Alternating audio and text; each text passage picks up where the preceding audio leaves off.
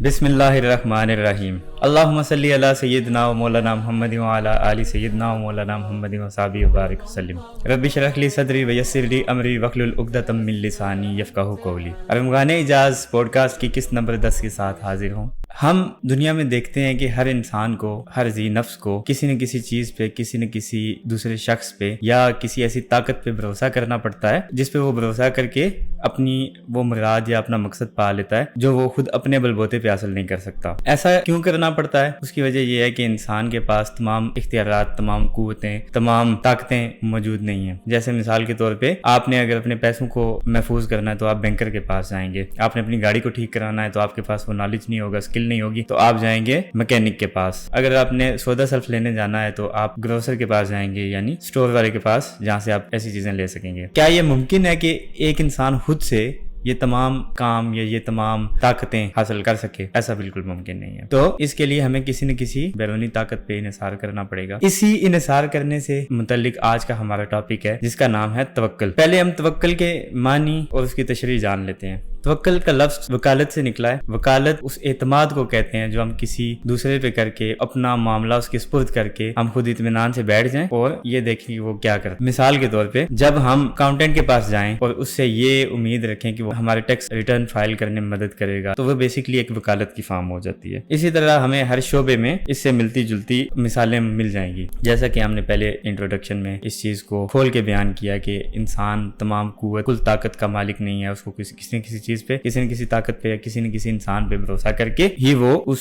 موقع پہ، اس مقصد پہ پہنچ سکے گا جس کے لیے وہ تگدو کر رہا ہے۔ یہ توکل ہر کسی کے لیے ناگزیر ہے۔ دنیا کا کوئی بھی شعبہ ہو، کوئی بھی انسان ہو، یہ ممکن ہی نہیں ہے کہ وہ توکل کے بغیر اپنا مقصد حاصل کر سکے، اپنی منزل کو اچیو کر سکے۔ مثال لیتے ہیں ایک دنیا دار انسان کی جس کا ایک بزنس ہے، جس کی اپنی جاب ہے، تو اس کو کن کن چیزوں پہ توکل کرنا پڑے گا؟ بزنس مین جائے گا، پہلے تو اس کا اپنا سٹاف ہوگا، اس سٹاف پہ وہ توکل کرے گا، اس پہ بھروسہ کرے گا اور ان کے تھرو اپنا کام نکلوانے کی کوشش کرے گا۔ اور اگر وہ جاب کرتا ہے تو جاب پہ اس کو اپنے باس پہ سیلری کے لیے، اپنے مالک پہ سیلری کے لیے توکل کرنا پڑے گا۔ اپنے سے جو اس کے ماتحت ہیں ان پہ اس چیز پہ توکل کرے گا کہ وہ اس کے لیے کام کریں گے اور اس کو وہ ٹارگٹ اچیو کرنے میں مدد دیں گے جو اس نے اپنے لیے یا اس کی آرگنائزیشن نے اس کے لیے سیٹ کیا ہے۔ مثال لیتے ہیں ایک مومن کی۔ پہلا تو ہو گیا دنیا دار، دوسرا ہم لیں گے مومن۔ مومن کس چیز پہ بھروسہ کرتا ہے؟ اس کے بارے میں اقبال کا ایک شعر میرے ذہن میں آ گیا فی البدیہہ کہ کافر ہو تو شمشیر پہ کرتا ہے بھروسہ، مومن ہو تو بے تیغ بھی لڑتا ہے سپاہی۔ مطلب کافر جو ہے وہ تلوار پہ بھروسہ کرے گا کہ یہ اس کو جنگ جتوانے میں مدد کرے گی، لیکن جو مومن ہوتا ہے وہ اس بات پہ بھروسہ کرتا ہے کہ اللہ کی مدد اور نصرت اس کے ساتھ ہے اور وہ بغیر تلوار کے بھی لڑ سکتا ہے اور لڑ کے بھی جیت سکتا ہے۔ مومن کے لیے توکل کا جو منبع ہے وہ صرف اللہ تعالیٰ کی ذات ہے، اور اس کے علاوہ وہ اسباب پہ اگر کسی چیز میں بھروسہ کرے گا بھی ان کو کل نہیں سمجھے گا۔ اس پہ آگے جا کے ہم لمبی بحث کرنے والے ہیں، اس لیے میں اسباب کو ابھی یہاں تک محدود رکھوں گا کہ وہ ذریعے، وہ چیزیں جن پہ انحصار کر کے اور نتیجہ اللہ پہ چھوڑ کے مومن اپنا مقصد حاصل کرتا ہے۔ تیسری اگزامپل لیں گے ہم عابد و زاہد کی۔ آج کل تو ان کی مثالیں کم ہو گئی ہیں، لیکن پہلے یہ ہوتا تھا کہ کچھ لوگ دنیا چھوڑ کے، دنیا کو تیاگ کے جنگلوں میں نکل جاتے تھے اور صرف عبادت پہ اپنا زور دیتے تھے۔ اولیاء میں اس کی مثال صابر کلیر چشتی رضی اللہ تعالیٰ عنہ کی ہے کہ ان کے بارے میں آتا ہے کہ وہ بہت بڑے زاہد تھے اور بہت بڑے مجذوب تھے اور وہ مہینوں جو ہے جنگل میں چلے کاٹتے ہوتے تھے۔ تو عابد اس کا توکل یہ ہے کہ وہ اسباب پہ، دنیاوی اسباب پہ، مطلب کھانے پینے کی چیزوں سے بھی بے بہرا ہو جاتا ہے اور اللہ ان کو پہنچاتا ہے۔ ایسی بہت ساری مثالیں ہیں دنیا میں، لیکن اس لیول تک پہنچنے کے لیے بھی بہت سی منزلیں طے کرنی پڑتی ہیں۔ میرے اور آپ جیسا جو انسان ہے وہ اس لیول کو اچیو کرنے کا سوچ بھی نہیں سکتا۔ خیر آگے چلتے ہیں کہ جو سب سے امپورٹنٹ اس کا پوائنٹ ہے، اس میں ہم یہ ڈسکس کریں گے ایتھیسٹ یعنی ملحد اور دہریہ یہ کس چیز پہ توکل کرتے ہیں، کیونکہ وہ تو خدا کے وجود سے ہی انکار کر دیتے ہیں۔ تو پیارے بھائیو، بات یہ ہے کہ جیسا ہم نے پہلے کہا کہ ہر انسان کو، ہر ذی نفس کو کسی نہ کسی قوت پہ بھروسہ کرنا پڑتا ہے، تو ایتھیسٹ بھی اس سے مبرہ نہیں ہے، ان کو بھی کسی نہ کسی چیز پہ بھروسہ کرنا پڑتا ہے۔ اور چونکہ وہ خدا تعالیٰ کی ذات کا انکار کرتے ہیں، اس بات پہ بھروسہ کرنا پڑتا ہے کہ جو رب کی بنائی ہوئی تخلیقات ہیں یا مخلوقات ہیں ان پہ وہ بھروسہ کرے۔ مطلب ایتھیسٹ خدا پہ بھروسہ نہیں کرے گا، لیکن وہ بیمار ہوگا تو ڈاکٹر کے پاس لازمی جائے گا، تو اس کا توکل صرف مخلوقات پہ مبنی ہے۔ اور یہ ایک بہت ہی بڑا ڈس ایڈوانٹیج ہے، بہت ہی بڑی گمراہی ہم کہہ سکتے ہیں اس کو، کہ کہ وہ ہے۔ اقبال فرماتے ہیں کہ وہ ایک سجدہ جسے تو گراں سمجھتا ہے، وہ ایک سجدہ جسے تو گراں سمجھتا ہے، ہزار سجدوں سے دیتا ہے آدمی کو نجات۔ تو بات یہ ہے کہ ان کو جگہ جگہ سجدہ کرنا ہے، ہر جگہ جا کے ان کو اپنا ماتھا ٹیکنا ہے، کیونکہ وہ ایک سجدے سے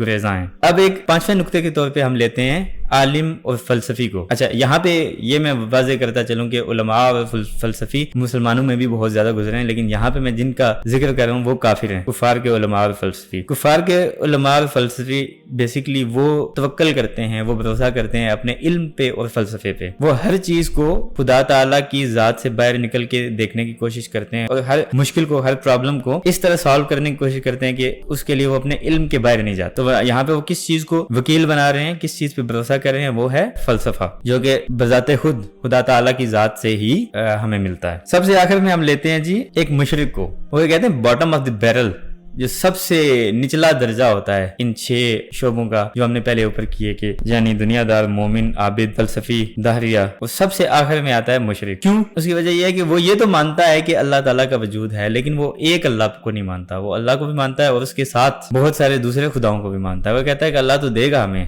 ٹھیک ہے، خدا تو دے گا، لیکن اس کے ساتھ یہ چھوٹے چھوٹے خدا یہ بھی مجھے دیں گے۔ مطلب اس سے بڑی گمراہی اور کیا ہو سکتی ہے کہ آپ ایک خدا تعالیٰ کو، جس کو یہ بھی مان رہے ہو کہ وہ ہر چیز کا مسبب الاسباب ہے، ہر چیز کی طاقت و قدرت اس کے ہاتھ میں ہے، وہ اللہ کل شیء قدیر ہے، اس کے باوجود آپ دوسرے خداؤں کی طرف جا رہے ہو، حالانکہ وہ خدا آپ خود مان رہے ہو کہ اس ایک بڑے خدا پہ انحصار کرتے ہیں، اس پہ توکل کرتے ہیں، آپ بجائے اس خدا کے جانے کے چھوٹے چھوٹے خداؤں کی طرف جاتے ہو، تو یہ ایک شرک ہو گیا۔ امام غزالی رحمہ اللہ اپنی کتاب احیاء علوم الدین میں لکھتے ہیں کہ اچھا، انہوں نے نا ایک کتاب پوری لکھی ہے جو احیاء علوم الدین کا حصہ ہے، اس کا نام ہے کتاب التوحید و توکل، مطلب توحید اور توکل کی کتاب۔ توحید اور توکل دونوں کو لازم و ملزوم کر دیا۔ اس کا مطلب کیا ہوا؟ اس کا مطلب یہ ہے کہ مشرک کبھی بھی توکل کی روح کو نہیں پا سکتا، توکل پھوٹتا ہی خدا تعالیٰ کی ذات واحد سے ہے، توحید سے ہے۔ تو یہ نقطہ ذہن میں رکھیے گا، آگے ہم جا کے اس پہ اور بھی بحثیں کریں گے۔ ہم یہ دیکھتے ہیں کہ توکل کے درجات ہیں۔ توکل یہ نہیں ہے کہ مطلب ایک بندے نے توکل کیا اور وہ اس کی اعلیٰ درجے پہ پہنچ گیا، نہیں۔ انبیاء و اولیاء وہ توکل کے اعلیٰ ترین درجے پہ ہوتے ہیں، مومنین جو ہیں وہ چھوٹے درجے پہ ہوتے ہیں، اور ایک عام مسلمان ہے جس نے کلمہ پڑھا ہوا ہے، وہ دین میں بنیادی چیزیں جانتا ہے، تو اس کا توکل بالکل بنیادی درجے کا ہوگا، وہ اپنی پوری کوشش کرے گا، پورا زور لگائے گا، اور اس چیز پہ ہو سکتا ہے پریشان بھی ہو کہ نتیجہ اس کی مرضی کے مطابق کیوں نہیں گزر رہا، کیوں نہیں ہو رہا۔ حجت الاسلام امام غزالی رحمہ اللہ اس بارے میں فرماتے ہیں کہ توکل جو ہے وہ علم سے نکلتا ہے، یہ علم کے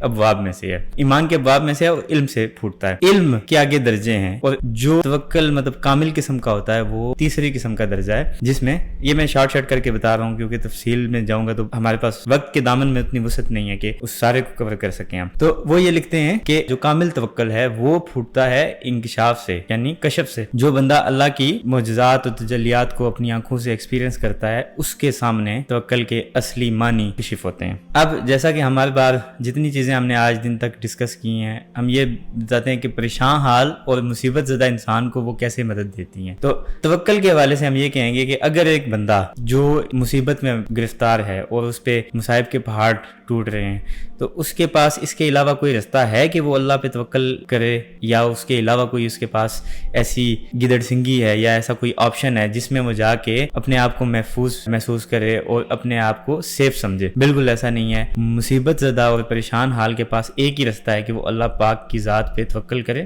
اور وہ اس کے لیے کافی ہو جائے گا۔ اس سلسلے میں ابراہیم علیہ السلام کی مثال دیتے ہیں کہ ابراہیم علیہ السلام کو منجنیق سے جب آگ میں پھینکا گیا تو حضرت جبرائیل علیہ السلام نے ان سے پوچھا کہ کیا آپ کو کوئی چیز کی ضرورت ہے، کیا آپ کو کوئی ایسی چیز دوں جس سے آپ کو اس کی نجات ہو جائے؟ تو آپ نے فرمایا کہ حسبی اللہ و نعم الوکیل، اللہ میرے لیے کافی ہے، وہی میرا اچھا وکیل ہے۔ تو جیسا کہ ہم نے پہلے بات کی کہ انبیاء کا توکل ایک الگ ہی درجے پہ ہوتا ہے، آگ میں پھینکا جا رہا ہے پھر بھی وہ یہ کہہ رہے ہیں کہ میرے لیے اللہ ہی بہترین وکیل ہے، میں اسی پہ بھروسہ کروں گا، وہی میرے لیے کافی ہے۔ اس کو اقبال نے عشق سے تشبیہ دی ہے، فرماتے ہیں بے خطر کود پڑا آتش نمرود میں عشق، بے خطر کود پڑا آتش نمرود میں عشق، عقل ہے میں و تماشائے لبے بام ابھی، عقل جو ہے وہ بھی دروازے پہ کھڑی دیکھ رہی ہے، لیکن عشق جو ہے وہ آگ میں کود جاتا ہے۔ تو یہاں سے یہ بھی معلوم معلوم ہوا کہ توکل کے لیے عشق ہونا بھی، اللہ پاک کی ذات کے عشق میں ڈوب کے، اس سے محبت میں ڈوب کے بھی اس کو حاصل کیا جا سکتا ہے، بلکہ وہ جو توکل ہوگا وہ انتہائی اعلیٰ درجے کا ہوگا۔ اللہ پاک فرماتا ہے کہ وہ متوکلین سے پیار کرتا ہے۔ توکل فعل ہے اور وکیل فاعل ہے۔ متوکل جو ہے وہ مفعول ہے، جو بندہ توکل کرتا ہے وہ اس کو بولیں گے موکل یا متوکل۔ اب ایک چیز جو توکل کے نہ ہونے کی وجہ بن سکتی ہے، سبب بن سکتی ہے، اس میں مانع ہو سکتی ہے، وہ ہے ایمان کی کمزوری۔ جب ہم نے اوپر قسمیں بیان کی تو سب سے مضبوط توکل مومن اور عابد کا تھا، وہ اسی وجہ سے تھا کیونکہ ان میں ایمان زیادہ تھا۔ جو بندہ جس پہ ایک اللہ پاک کی ذات کے اسرار، اس کی قوت ظاہر ہو، وہ یہ دیکھے دنیا کے کارخانے میں جتنی بھی مشینیں لگی ہوئی ہیں، جتنی بھی چیزیں ہیں، ان سب کا سبب، ان سب کے پیچھے جو طاقت کار فرما ہے وہ اللہ پاک کی ذات بابرکت ہے، تو اس کا توکل زیادہ ہوگا یا اس انسان کا توکل زیادہ ہوگا جو اللہ پہ یقین ہی نہیں رکھتا، جس کے لیے سب یہ چیزیں اسباب ظاہری جو ہمیں دنیا میں دکھتے ہیں یہ ایک آٹومیٹکلی ہو رہے ہیں، خود بخود ہو رہے ہیں، جبکہ ہم ایسا دیکھتے ہیں کہ کہیں بھی دنیا میں خود بخود کچھ نہیں ہوتا، ہر چیز کے پیچھے کوئی نہ کوئی محرک ہوتا ہے۔ تو توکل اس چیز سے بہت زیادہ مضبوط ہوتا ہے کہ اگر آپ کا ایمان زیادہ ہے یا کم ہے۔ اسی سے ہم یہ اندازہ بھی لگا سکتے ہیں، یہ نتیجہ اخذ کر سکتے ہیں کہ جب اللہ پاک پہ توکل ختم ہوتا ہے تو اس کے وجود پہ بھی سوال اٹھنا شروع ہو جاتے ہیں اور پھر بندہ ملحد بن جاتا ہے۔ مثلا جب ہم یہ سمجھتے ہیں کہ اللہ ہر چیز پہ قادر ہے، اس کی قدرت نے ہر چیز کا یہ احاطہ کیا ہوا ہے، تو تب ہم اس پہ توکل بھی کریں گے۔ ہم سمجھیں گے کہ جب ہر چیز اس کے ہاتھ میں ہے تو ہم الگ سے تو کچھ نہیں کر سکتے، وہی ہمارے بگڑے کام سنوارے گا، وہی ہمارے ڈوبتی ناؤ کو کنارے لگائے گا۔ لیکن جب ہم اس میں شک کرنا شروع کر دیں گے، جیسے ابن سینا نے کہا کہ جزویات کا جو مالک ہے وہ اللہ نہیں ہے لیکن کلیات کا مالک اللہ ہے، تو اس سے بندہ الحاد کی طرف جاتا ہے، پھر آہستہ آہستہ دین کے نظام سے متنفر ہوتا ہے، پھر آخر میں جا کے اللہ کی ذات سے ہی منکر ہو جاتا ہے کہ جب وہ کہہ رہا ہے کہ میں قادر ہوں اور ہم اس کو قادر نہیں مان رہے، تو سٹیپ بائی سٹیپ ہم اسی منزل کی طرف جا رہے ہیں جہاں پہ ایتھیسٹ اور دہریے کھڑے ہو جاتے ہیں۔ تو یہ ایک انتہائی خطرناک چیز ہے۔ توکل جیسا کہ ہم پہلے بات کر چکے ہیں کہ توحید اور توکل ایک دوسرے کے لیے گاڑی اور پیٹرول کی مثال رکھتے ہیں، لازم و ملزوم ہے۔ اسی طرح عدم توکلی یعنی توکل سے بے بہرا ہونا اور الحاد یہ آپس میں ایک دوسرے کی طرف کھینچتے ہیں، یہ ایک مقناطیس کی حیثیت رکھتے ہیں۔ توکل ہمیں آزمائش میں ثابت قدم رہنے کی طاقت فراہم کرتا ہے۔ جنگ بدر میں حضور صلی اللہ علیہ وسلم نے جب 313 لوگوں کے ساتھ کیے اور آگے کفار کی تقریباً 1000 کی فوج تھی اور مال و اسباب اور جنگی ہتھیاروں اور اوزاروں اور جانوروں سے وہ لدے ہوئے تھے، کفار ان سے فل تھے اور مسلمانوں کے پاس ایسا کچھ بھی نہیں تھا جس سے وہ مطلب ان کے مقابلے میں ایسا کچھ بھی نہیں تھا کہ جسے وہ یہ کہہ سکیں کہ ہم ان کے مقابل ہیں۔ تو نبی کریم صلی اللہ علیہ وآلہ وسلم نے وہاں پہ دعا فرمائی، ہاتھ اتنے اونچے اٹھائے کہ کمری مبارک نیچے زمین پہ گر گئی اور ایسا رو رو کے دعا مانگی، کہ اللہ پاک نے فرشتے نصرت کے لیے بھیجے۔ مولانا ظفر علی خان اسی پہ ایک شعر لکھتے ہیں کہ فضائے بدر پیدا کر فرشتے تیری نصرت کو، اتر سکتے ہیں گردوں سے کتار اندر کتار اب بھی۔ کہ وہ مولانا بات یہ سمجھانے کی کوشش کریں کہ وہ نبی صلی اللہ علیہ وسلم کا اپنے رب پہ توکل ہی تھا، اتنی گڑ گڑا کے انہوں نے دعا کی کہ ابو بکر صدیق رضی اللہ تعالیٰ عنہ کو بھی ان پہ رحم آ گیا، ترس آ گیا، کہ فرمایا کہ یا رسول اللہ صلی اللہ علیہ وسلم آپ کو اللہ اکیلا نہیں چھوڑے گا۔ تو اگر ہم نے توکل کی روح دیکھنی ہے تو ہمیں بدر کے میدان میں ایک بار پھر جانا پڑے گا، ہمیں نبی کے اسوہ پہ نظر ڈالنی ہوگی اور اس کے لیے بدر کے میدان سے بہتر مثال کوئی نہیں ہے۔ اللہ پاک ہمیں ویسا توکل یا اس کی پرچھائی ہی نصیب فرمائے، آمین۔